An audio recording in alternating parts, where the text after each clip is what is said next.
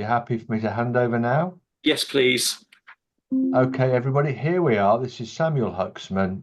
You can see Sam's credentials on the screen behind him. Sam, I'm going to hand over to you, and then we'll have some questions towards the end, I would hope. Thank you very much, everybody, and thank you, Sam.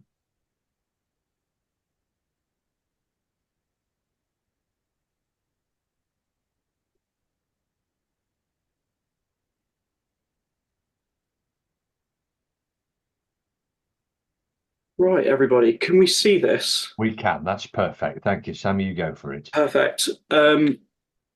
Right, so we'll get into it. My name's Sam. I'm one of the advanced clinical practitioners for the Isles of Scilly.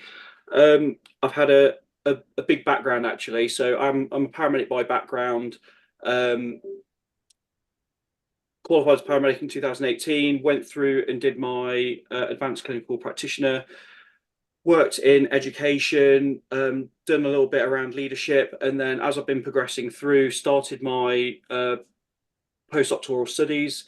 And mainly, I live in the East Midlands, been going down to Cornwall, wanted to move to Cornwall, so thought I'd make that happen.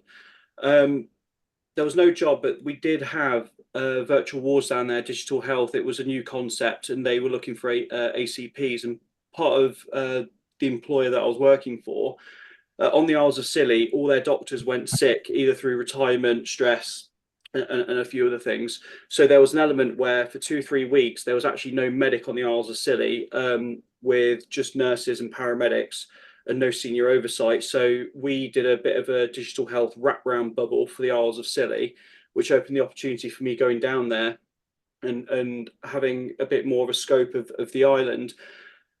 What was interesting, what come out of it is it's very different. It's 28 miles off the coast of Cornwall. You got 5 islands, and they work very differently. And what they don't have, or what they have been struggling with. So when I went over, so part of my job is to look at.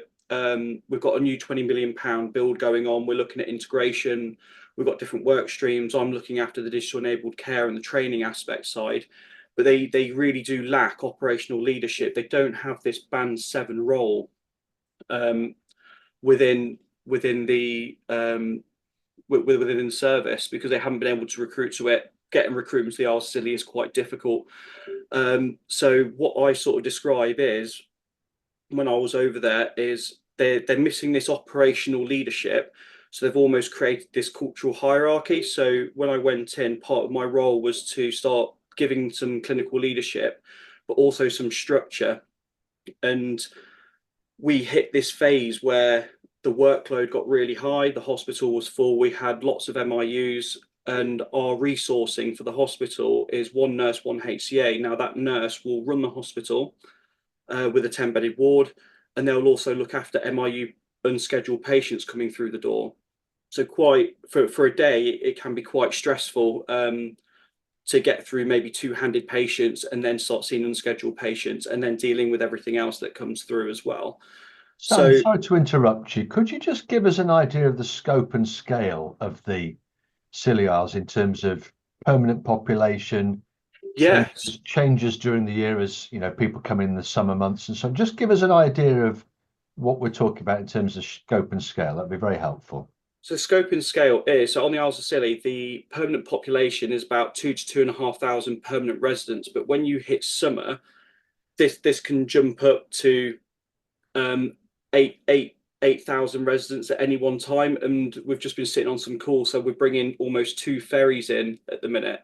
So it has in the summer period, you can see over 100,000 visitors.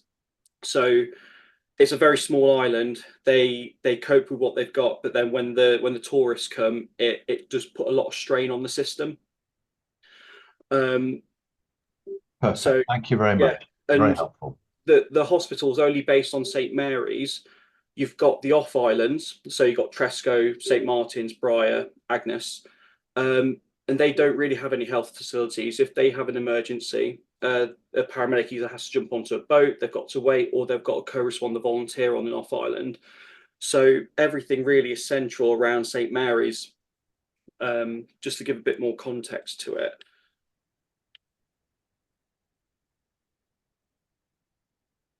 So I guess why undertake a stress analysis? And really for those reasons that I've talked about. The purpose of a stress analysis was to address and manage the significant levels of stress affecting staff at St Mary's Hospital. The team faced numerous challenges, including staffing crisis, logistical issues, severe weather conditions, perceptions of absent management, and constant changes in working hours. So some of these nurses were working almost 60 hours a week. These pressures have resulted in some of the staff relying on goodwill to complete shifts, working beyond contractual hours, and experience of bullying, harassment culture from their own colleagues. There has been an increase in work-related stress, leave, feeling of being unheard, the concerns over inadequate practice within the workplace. And this scope and review highlighted the lack of operational leadership, which led to a culture of hierarchy concerns for inadequate practices on the Isles of Scilly. And one of my examples would be, when I first come over to the Isles of Scilly, there was a dog on the ward, and it took me by surprise. And they said, "Oh no, it's okay. It's been, a dog's there. It's been accepted, approved. Don't worry about it." So I did double check the policy. I went back and said who approved it, and they were very hesitant to tell me it was one of their nursing colleagues. But it was the lack of awareness and understanding when they made a joke to me of this dog had gone for a member of staff and a patient. And when I sort of repeated that back to them, it was this fear of, well, this culture within this hospital that, no one here is taking control. So the person probably with the biggest personality, voice, and everything else has been taking this cultural hierarchy type position, and actually has an impact. It's a very small community and can isolate someone even further within this community. So these were really interesting points that I was finding coming into island life, I guess. So the potential consequences of unmanaged stress within included reduced productivity. We had a higher absence rate. There was a higher turnover of staff. It was significantly impacting both staff well-being and hospital operations. So part of this was identifying key stress factors affecting staff, evaluating their impact on staff and operations, and proposing actionable solutions to improve the working environment. So I was hoping this would give a really nice insight to that. So I did have a brief of what is stress, what is happening in the NHS, and nationally, between 25 and 33% of NHS staff experience stress levels requiring professional support. And stress in healthcare is actually a systemic issue with far-reaching consequences. And within the NHS 2023 annual survey revealed that 41.7% of staff felt unwell due to work-related stress, a slight improvement from 44.8% in 2022. But what we do know is stress leads to errors, it leads to absences, burnout, lower patient outcomes. And this is where I started to look at more Michael West's work, which emphasizes that stress makes it difficult to be compassionate, to be empathetic, to be effective. Addressing stress is as critical as medication errors, infection control, or surgical innovations. So what did we find? So our assessment, we used the HSE management standards tool. There's 5 elements, but within the demands, there was over 64% of staff reported unachievable deadlines, at least sometimes. The control is that there was limited autonomy with deciding when to take breaks, scoring only 2.91% on average.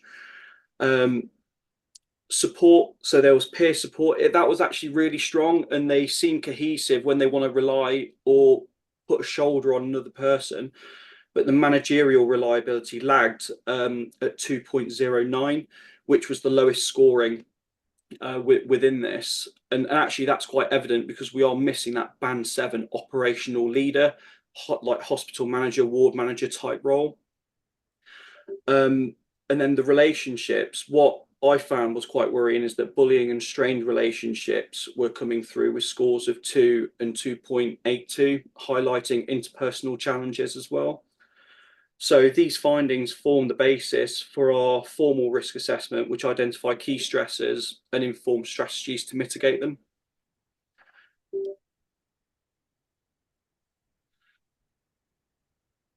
So then I did ask for the NHS National Staff Survey benchmarking for CFT, just to do a bit of a comparison.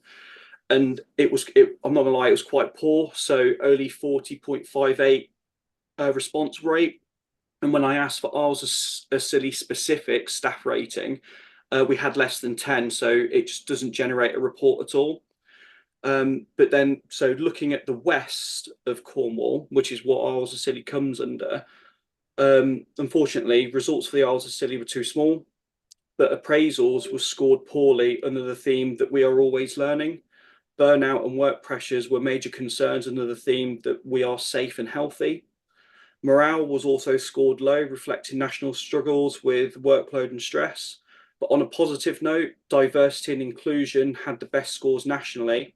However, teamwork and line management under the theme "We are a team" scored just above half, showing clear room for improvement. So these national trends echo many of the challenges we see locally, particularly around burnout, morale, and managerial support.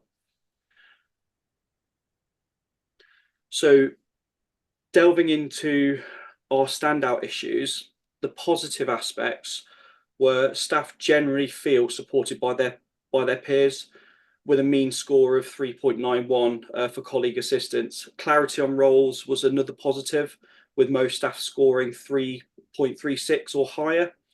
The negative aspects was this around unrealistic deadlines with a mean score of 3. So sorry, just to clarify, 0 is really bad and 5 is best. It was a score of 0 to 5. So I've taken the mean averages. So bullying and harassment, even at lower levels, contribute to a toxic environment. And then we had this limited managerial support and feedback with a mean score of just 2.09 for manager reliability. And these results show that while teamwork amongst peers is a strength, management-related gaps severely impact well-being.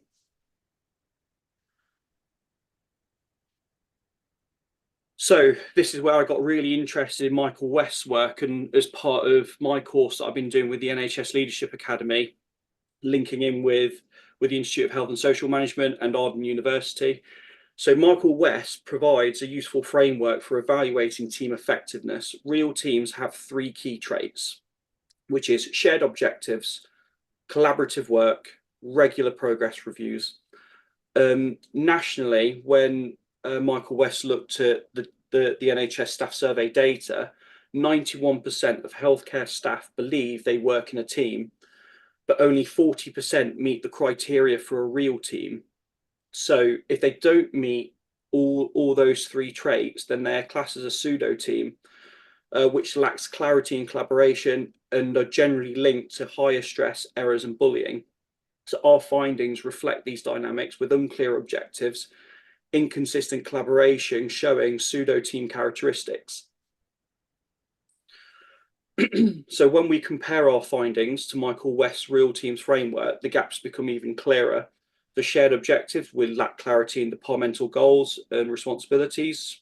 Collaborative work, we have strained relationships, indicating pseudo team dynamics. Regular reviews, we have infrequent feedback and limited review sessions, which undermine improvement opportunities. Our appraisal rate was almost 0%, and our supervision rate was 20%. So it just shows that there's a significant gap within this operational framework. Without these elements, our team struggles to operate effectively, leading to misunderstandings, errors, and stress. So the risk identified 3 critical risks, which was burnout, so unrealistic workloads and insufficient breaks, scored 2.91, indicating significant pressure. Poor morale, strained relationships, and bullying scored 2.0 and 2.82, reducing team cohesion. And turnover risk, low managerial reliability with a mean score of 2.09, is a key factor for driving dissatisfaction.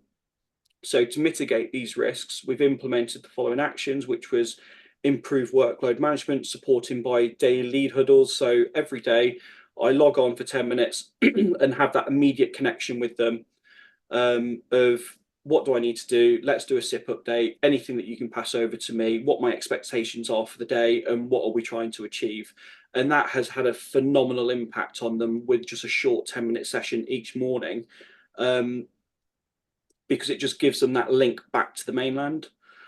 Flexi staff deployments to alleviate staffing pressures. So we've had a big recruitment increase, and we've also been increasing our flexi pool numbers and also doing some changes within the service. So streamlining where the caseloads aren't quite demanding to move resources around the hospital to start reducing those stress areas, and also opens up the opportunity that if you're not MIU trained, well, because we're moving the hours of the MIU, we can start bringing in more of those ward nurses, community nurses that doesn't have to have that MDT type specialism.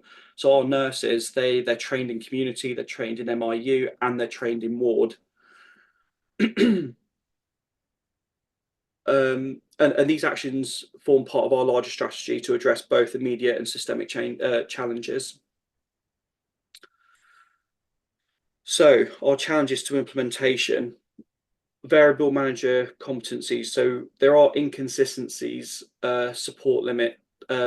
inconsistent support limits team performance. So what we are trying to do is, so I live in the Midlands, I go down, I'm on the Isles of Scilly 2 weeks a month.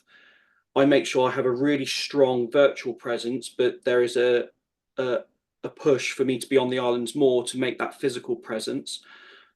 What we are missing is that operational. So I support a lot on the clinical leadership. We are missing this operational. We are moving to the matron to bring them more in line to picking up the accountability and to make a further physical presence on the island.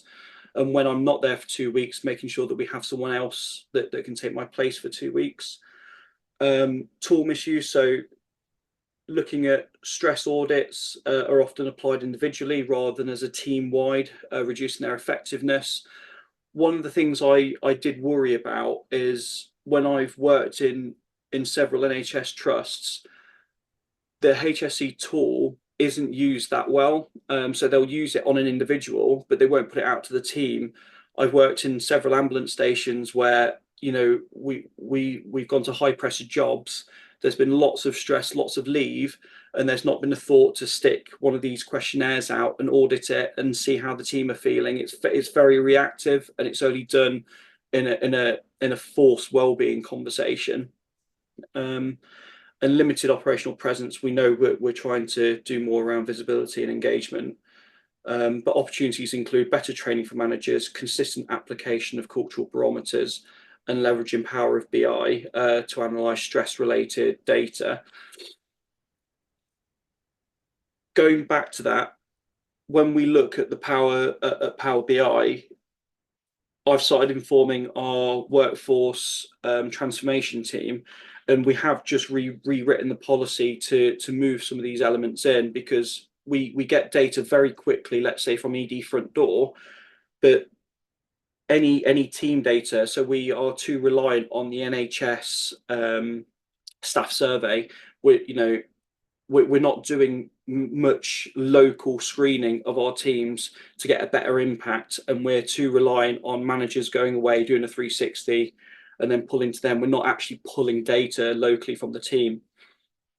So we are starting to look at that more and more, and we're starting to focus our Power BI around short-term absences,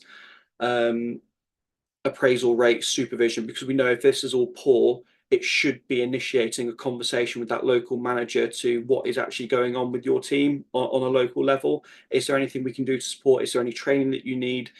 How are your team feeling? Just that much more formal check-in, I guess. So on outcomes of real teams deliver substantial benefits. It's lower stress. Teams with shared objectives and collaboration report significantly reduced stress levels. You get reduced error and mortality. So for a 5% increase in real team corresponds to a 3% drop in patient mortality. So nationally scaling, this could save 30,000 lives annually, and that's coming from Michael West's work. So West's work shows that the real team dynamics are as critical to patient outcomes as clinical innovations like antibiotics or infection control. So my reflective questions going through all of this, I think, is, are we screening our teams enough to identify stresses? And actually, are managers trained and visible enough to provide adequate support? Are they competent enough?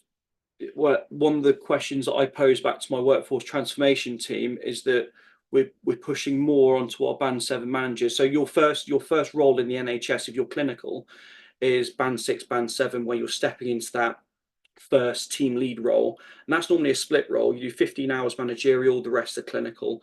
Now, within those 15 hours of managerial, on top of doing rotas, grievances, absences, appraisals, supervisions, any admin work that then comes with it, to then add this tool in there to screen your team and then go back. So, and potentially have a team of 30 people to then go have 30 wellbeing conversations, action plan them. You know, do they truly have the time? And I think from a vision, from an organizational point of view, we've absolutely got it right.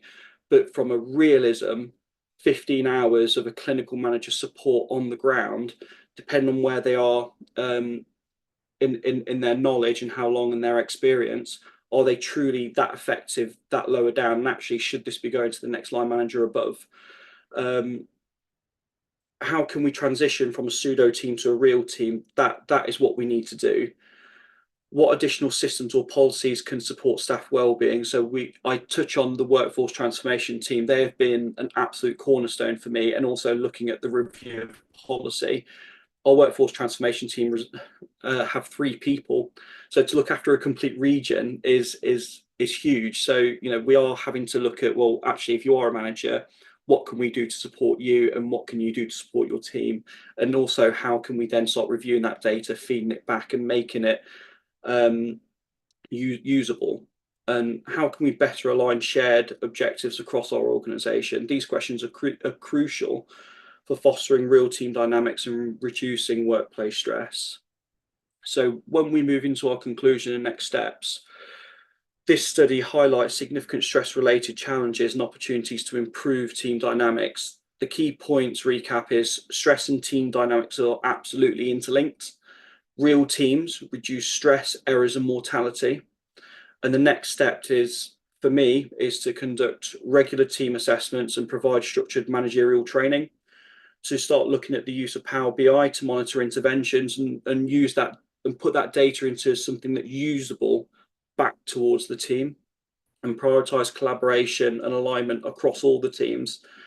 Because real teams aren't just an ideal, they're a necessity for staff wellbeing and patient safety. So pulling everybody together to make this happen is where we need to be. And that's me. Oh, Sam, bravo. Well done, you. I think that was fantastic. You can perhaps stop screen sharing. We'll bring you back into the room. I find that just fascinating. I mean, it's a micro. I appreciate it's the Scilly Isles, but what it tells me is that's a microcosm for what the NHS across the United Kingdom is facing on a daily and weekly basis. I mean, I know, as I say, I know it's a small scale thing, but if you amplified that out, that your conclusions there and your questions that you ask, you know, the first 2 are, and the answer to those, both of those, is no. We're not doing that adequately and sensibly, and certainly not effectively. So I'm a big fan of what you've done there. I thought you've just summed that up beautifully, and I do love the empirical way that you've looked at it using some of Michael West's, Professor Michael West's activity as well, of whom we are a huge fan. I'm going to invite anybody who might like to have any questions for. Do you prefer Samuel or Sam? Sam's fine. Sam is fine. Okay. Because I think there's some really interesting facts here. If I could just point them out while people are thinking of their questions, which is, number one, a lot of the time you are a remote manager.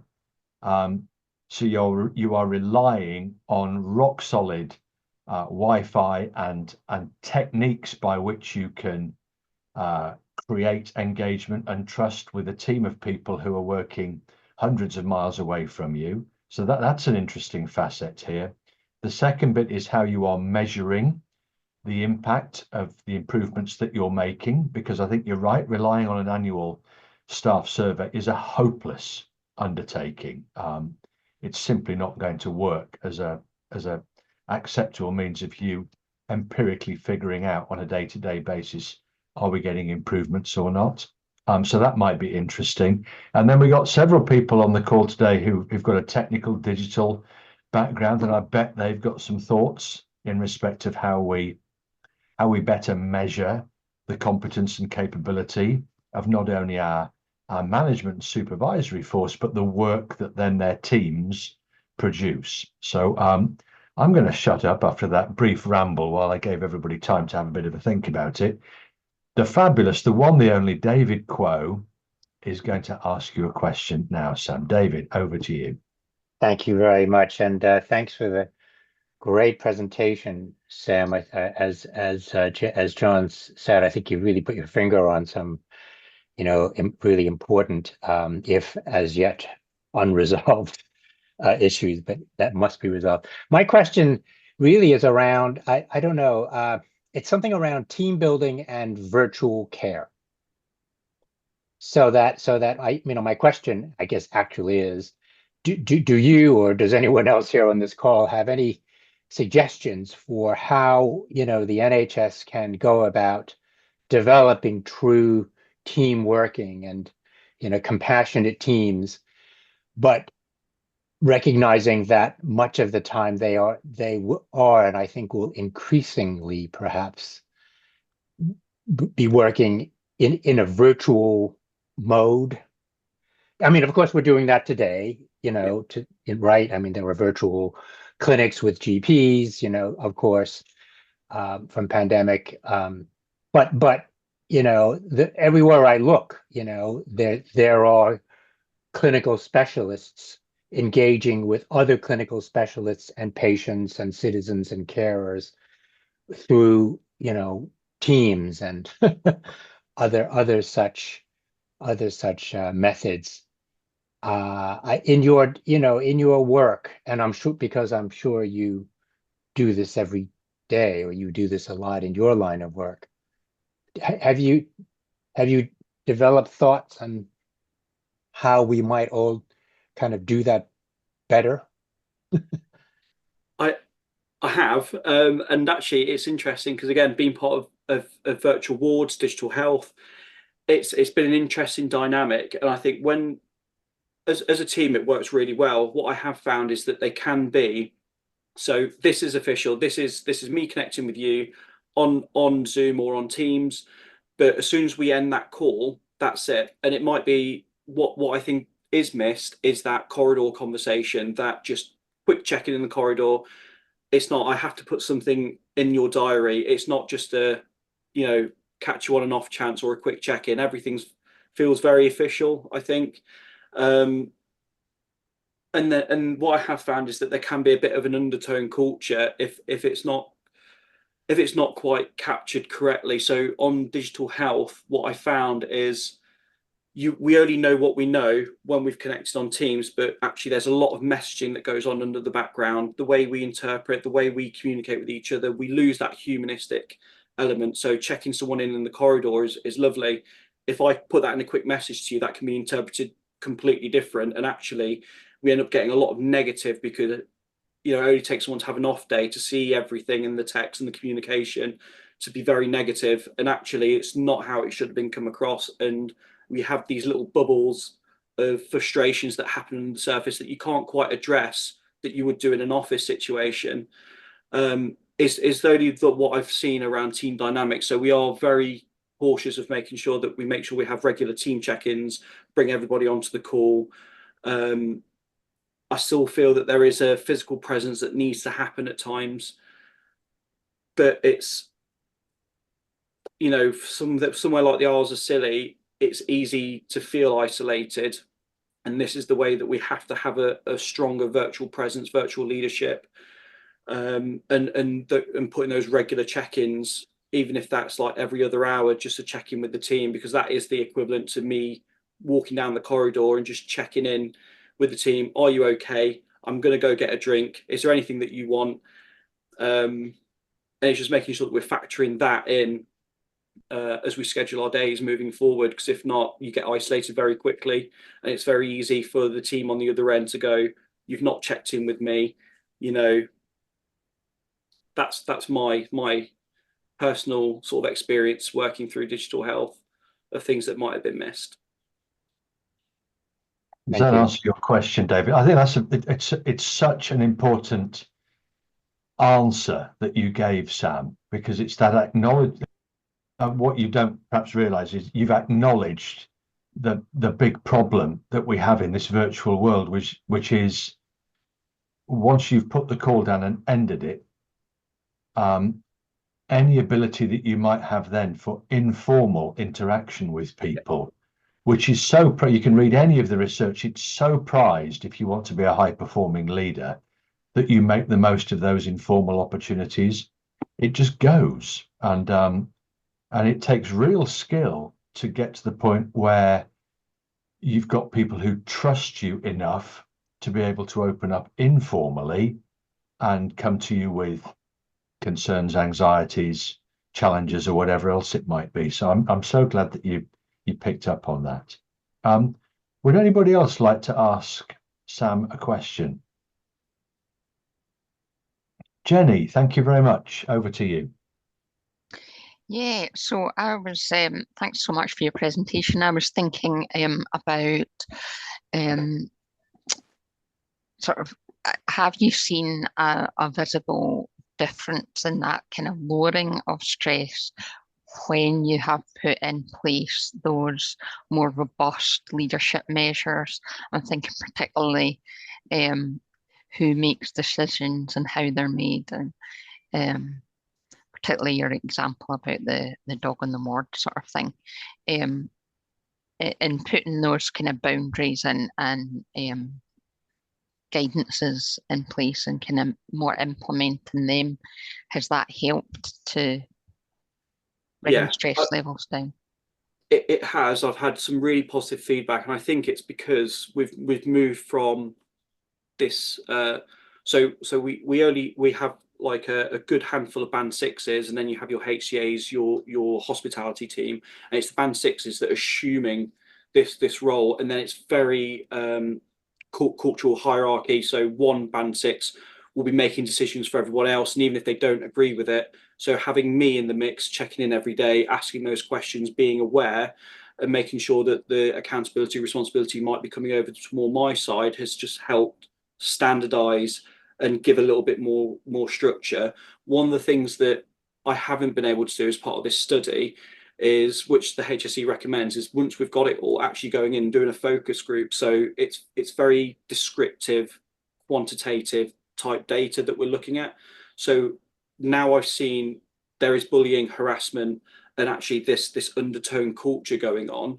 Well, that's all I know. What I now need to do is probably go in with the employee relations team and probably do a bit more of a focus group, one-to-one well-being check-ins to say, I'm concerned, I've had a bit of this data, how deep does this go?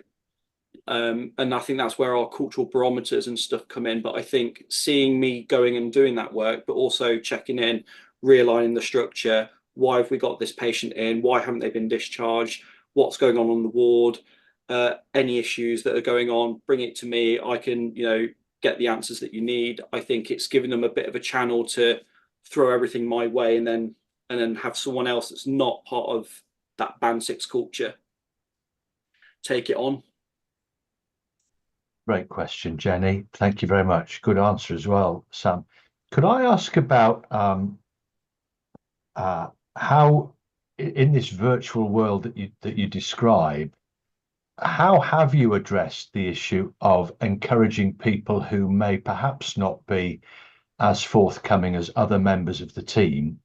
Perhaps they're more introverted, they're shyer, but they've got perfect, you know, they're clever, they're smart, they're clinically competent. Have you uncovered any means by which you can encourage those people's voice to be heard more frequently and effectively? Yeah, so Was that a work in progress, you know? no, 50-50. So using this, it's been nice because, and I'm trying to be mindful, handing this data back to them can provide validity and validation. But I'm also very conscious of that psychological safety space, because if I go back and go, do you know what? Yeah, you are right. This is bullying and culture and everything else. Actually, if someone validates that, it could also have some detrimental effects. So I've used this data cautiously, but use it as an opportunity that, because the appraisal rates are 0%, because the supervisions are low, it's given me a direct door access into them, to bring them into the office.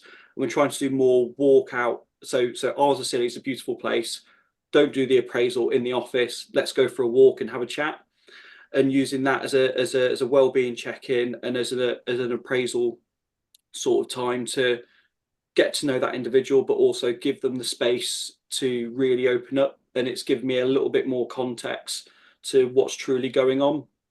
And it's not that they're an awful team. I think they've been put into a situation where it is they don't have the resources. Someone's had to step up, and they've done the best with the tools that they've had. Perfect. Thank you, Sam. I have got another question, but I'm going to be generous enough to offer the opportunity to any member of the audience to come in with a question of their own, if they'd like.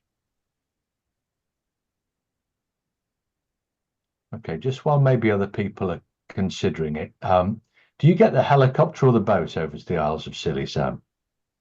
So I get the plane. I'm trying to get a helicopter, but Okay. I've got the boat once back and I'll never get it again. So if anybody No, comes to the Isles of Scilly, do not get the boat get the plane or the unless helicopter. you've got a strong stomach. So what I wanted to ask was, I suspect the first time you came over to meet with them, there was a collective anxiety. Yeah. So as they see the plane coming in, they're probably, you know, the collective emotion is probably one of, uh-oh, here we go. And I get the feeling from your demeanor and the way you are, and your demonstrably sort of empathetic, compassionate mindset, that they're now probably thinking to themselves, oh, great, here he comes. And I wonder what you've done to earn that change in emotional connection with them. Thank you. It's been lovely. It is a common issue when new people are brought in and they're taking some kind of responsibility. They're viewed with suspicion. So how do you win that, what the British Army might call the hearts and minds situation? I suppose I think it's been good for them because they've taken it as a big, huge reset. I think they were very cautious. I think with anybody, I get told, even going into Cornwall, you know, you're not Cornish. Going to the islands, you're not an islander. You won't understand. But actually, sitting with them, going through their day to day, seeing so part of this integration project is really opening their skills. So what was be a traditional nurse role over there, actually, you know, we're looking at doing non-radiographic imaging, and that's all coming through the research that I'm doing with Exeter, and there's just seeing the possibilities open, and actually having that open door policy, bringing them in, and where those questions. So when they say things like, it's been accepted, the dog's on the ward, and they won't even give me a name to the person that's approved it because they're so fearful, actually creating that environment, bringing that. So I've done some forums where I brought the sixes together. Let's establish some group boundaries. Okay, open, honest conversation. Here's some data from the stress analysis. It shows this.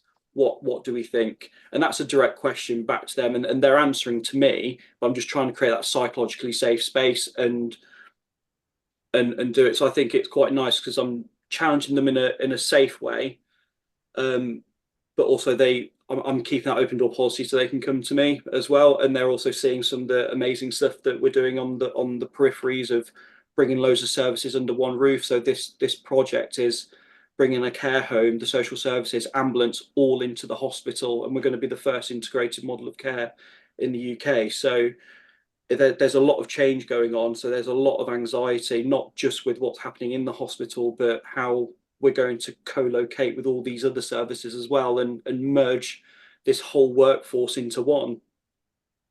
Yeah, but you in order to do that, I suppose you have to earn the trust, so that people believe in their hearts that you come with a good heart and you are there to support and encourage, rather than I come with a critical heart and I'm here to find fault.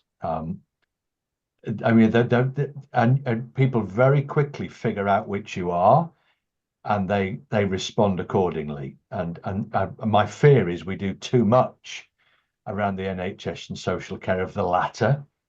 We come with a critical heart and we're here to find fault. And then all of our behaviours compound that. Whereas if we came at it the other way, as you are doing, then manifestly you get a more positive and effective result. So good for you. Thank you. Would anybody else like to have a question for Sam, including perhaps where you can buy the Star Wars Lego characters, if you may not know that, but any other questions for Sam? Or are you all too busy putting chipboard over your windows and battening down roofs and that kind of stuff? Because I would imagine the Isles of Scilly is going to be a wild place this weekend. Yeah. All right. Well, look, in that case, let's end it there. Sam, could we just say a profound and sincere thank you to you? I found that really interesting. I'm certain the live audience today will have found it interesting. I think the catch-up audience via the recording will find it fascinating.